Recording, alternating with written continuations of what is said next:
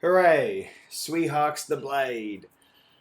A lauded martial arts classic released in 1995, The Blade is pornographic euphoria for fans of filmmaking. The direction, cinematography, and editing in this picture are absolutely spellbinding.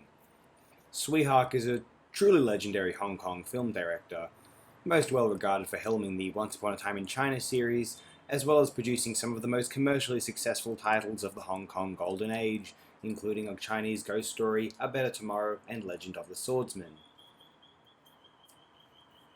This is the kind of upload wherein I can let my screen caps do all of my work for me, although I do feel some urge to continue typing. I love the idea of cozying up in bed with some 1990s action extravaganza, cinematically stylish, juicily entertaining, aesthetically satiating, relishing in some kind of pseudo-sexy, geeky elitism, much like enjoying hard-boiled must have felt like at one time. Especially consider the pre-internet era, the 1990s or turn of the century, turn of the millennium itself. This alternative, superior, mainstream originating in the East, more graceful and refined than our crude Western ways. There's a vague Orientalism in that, so let's move on, shall we? I cannot recommend this film enough to anyone who enjoys an action martial arts banquet, and certainly any cinema snobs anywhere could find something to relish in within this ostentatious trip.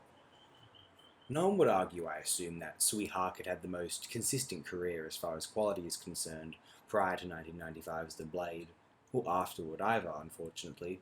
However, I think this may have contributed to The Blade feeling like such a repressed magnum opus as it does. What might have been five smaller budgeted, interesting films that Hark had complete control over is instead one single large scale, well funded production enabled by composing several prior hits for the studio's sake that we might all agree certainly is an ambitious, mesmerizing, imaginative, forward thinking masterpiece which Tsui Hark had likely is not complete control over.